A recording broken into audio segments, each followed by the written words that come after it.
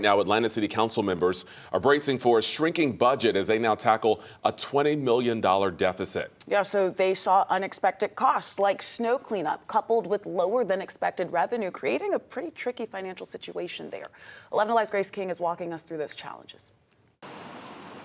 Atlanta's post-pandemic boom may be hitting a slowdown, with the city's revenue appearing to fall short. Everyone's tightening their belts, and we expect that's going to be what we're confronted by. Councilman Howard Shook chairs the Finance Executive Committee, which watches the budget closely.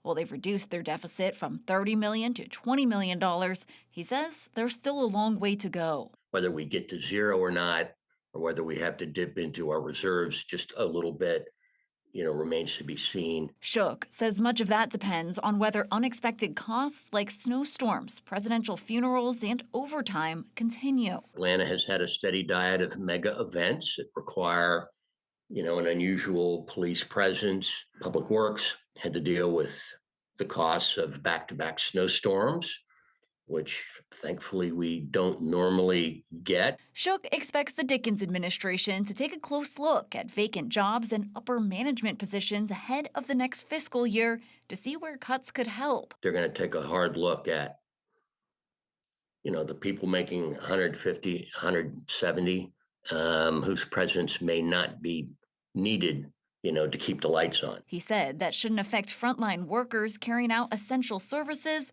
but it could protect the city's financial success in the future. It's going to be fine. I mean, we're going to ride this out. This is not anything like 08. You should have no noticeable decline in your daily city services. Mayor Andre Dickens plans to release his proposed budget for the upcoming fiscal year by Friday. His spokesperson says it will show his commitment to a safe and thriving Atlanta while protecting the city's financial health and resilience. In downtown Atlanta, Grace King, 11 Alive News. Our thanks to Grace for that. Councilman Shook also says he doesn't expect any property tax rate increases regardless of that budget deficit because it's an election year.